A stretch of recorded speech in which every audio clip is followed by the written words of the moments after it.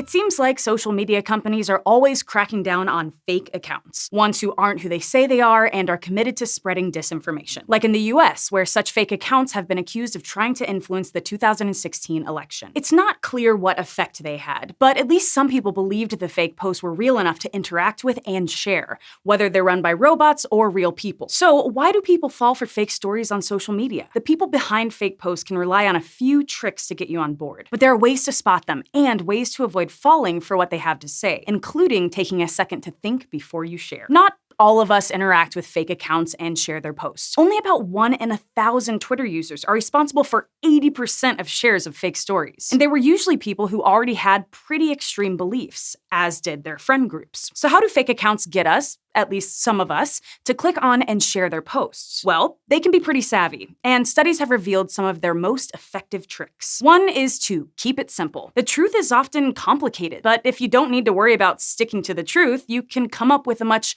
clearer explanation. For example, fake Twitter accounts just love to spread myths about vaccines. And the myth about vaccines and autism does make a simple story. Get a shot, get symptoms. We know that's not true, but that simple lie still has legs. So when a measles outbreak began in 2014, this was an opportunity to test what kinds of news headlines got shared. In a 2016 paper, researchers looked at over 1,600 vaccine-related stories that were shared on Facebook during that time. And they found that having a simple bottom line meaning was the easiest way to get your article shared. The credibility of the source, like whether it included data from a reputable public health organization, didn't make a difference at all. Another trick is to focus a reader on beliefs rather than explanations. One study from 2013 asked 204 participants their opinion on a number of issues, from healthcare to curbing climate change. But the researchers picked one of those complicated topics and asked half the participants exactly how a solution they favored would work, giving concrete details. The other half were just asked to give reasons why they support or oppose it. People who had to explain how it worked were a little less extreme in their support of the issue afterward. Then they were offered a little bit of cash, and people in the group who gave reasons rather than specific details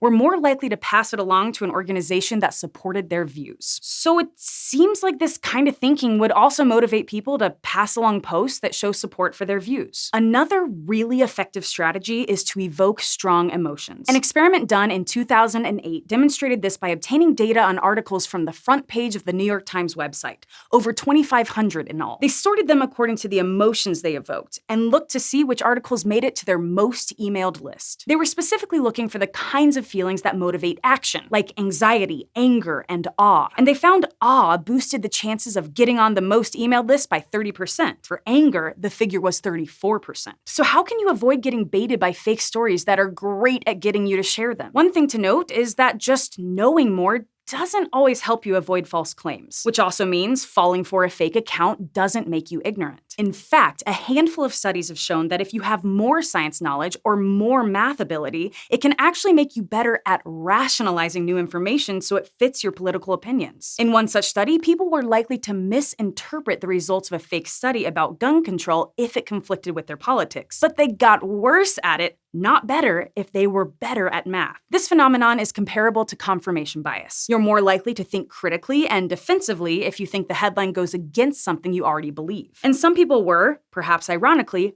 better at that defensive thinking. One thing that seemed to help, however, was being more curious. In some similar studies, people who were more curious were more likely to click on surprising headlines to read them, even if it went against their political beliefs. Others have found a few smaller clues to look out for, like posts from fake accounts that have been purged by Facebook were more likely to mix up or omit articles like a or the. They also love to camouflage themselves with stories about sports or baking between inflammatory political articles to make it seem like they're real people with interests. But one simple, effective strategy is to just slow down and take your time before you share things. In a study published in 2019, some researchers gave over 3,000 people a bunch of real or fake headlines and asked them to pick which were which. They included a mix of things that either liberals or conservatives would be inclined to believe. The researchers also gave participants a list of a few trick question word problems. They weren't super hard, but they were written in such a way as to make a wrong answer pop into your mind first. The kind of mistake that you can usually avoid if you just double check. People who did a little more double checking and scored better on the math test were less likely to share fake stories. And it worked even if the headline contradicted their political beliefs. Most of these solutions were worked out in lab studies, so we don't know for sure if real-life scenarios would unfold the same way, but it's probably worth a shot. So when you see a headline and a post you're considering sharing, try reading it with open-minded curiosity, and just do a little bit of double checking before you pass it along. Thanks for watching this episode of SciShow Psych. We